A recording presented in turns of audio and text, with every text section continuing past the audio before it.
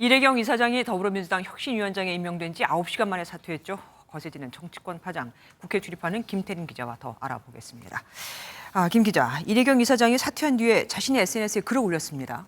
네, 그렇습니다. 오늘 아침 나의 심정을 가장 잘 전해줬다며 자신이 언론과 비이재명계의 마녀 사냥을 당했다고 평가한 기사를 언급한 건데요. 이제 해당 글에는 이 이사장이 이재명 민주당 대표와 친분이 없음에도 이 대표의 경기지사 시절 이재명 지키기 범국민대책위원회 구성을 제안한 사람 중 한 명이라는 이유로 친명계 인사라고 공격을 받았고 자신의 SNS에 올린 개인적인 글을 지나치게 해석해서 음모론 신봉자로 만들었다는 내용을 담고 있습니다. 네. 어제 사퇴 입장문에서 이 이사장은 마녀사냥식 정쟁의 대상이 된 것을 매우 유감스럽게 생각한다며 당에 부담이 되지 않기 위해 스스로 사퇴한다고 했는데 논란이 된 글들에 대해서는 따로 사과는 없었습니다. 물론 이렇게 사퇴를 하긴 했지만 그래도 왜 미리 내부에서 검토를 하지 못했을까라는 의문은 당연히 듭니다. 결국 누가 임명했던 겁니까? 이래경 이사장에 대한 추천은 주로 외부에서 받았다고 민주당은 밝혔는데요. 네. 이제 오늘 장경태 최고위원은 논의는 했지만 이래경 위원장 위촉은 바로 전날 알게 됐다고 하기도 했습니다. 당연히 사전에 공유하고 상의는 있었습니다. 저희도 하루 전이라고 말씀드릴 수 있겠습니다. 어제 권칠승 수석 대변인도 최종 결정은 이재명 대표가 했냐는 질문에 그렇게 봐도 무관하다고 말하기도 했습니다. 장경태 의원이 먼지떨이식 검증을 하지 않는다고 얘기를 하긴 했는데 사실 그렇게 먼지떨이식으로까지 했어야만 아는 내용은 아니었다는 생각도 들기는 합니다.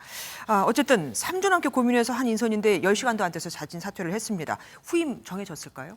후임은 정해지지 않은 것으로 파악됐습니다. 다만 어제 이래경 이사장이 사퇴한 뒤에 이재명 대표는 후임과 관련된 기자들의 질문에 이렇게 답했는데요. 역량이 있고 또 신망이 있고 그런 분들을 주변 의견을 참조해서 잘 찾아봐야 되겠죠.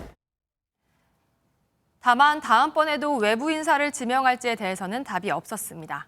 인물이 없는 건 여나 야나 뭐 똑같은 것 같습니다. 어제 사퇴와 함께 논란이 됐던 게 권칠승 민주당 수석 대변인의 발언이었습니다. 사퇴 얘기까지 나오더라고요.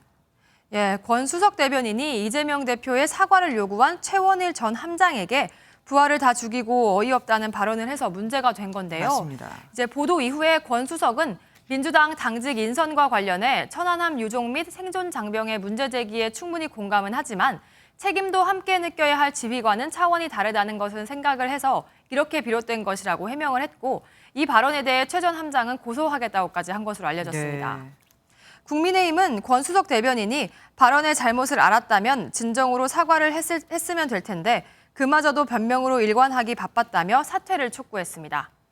한편 최 전 함장은 오늘 현충일 행사에서 이재명 더불어민주당 대표에게 어제 사퇴에 대해 항의하고 면담 요청을 했는데요.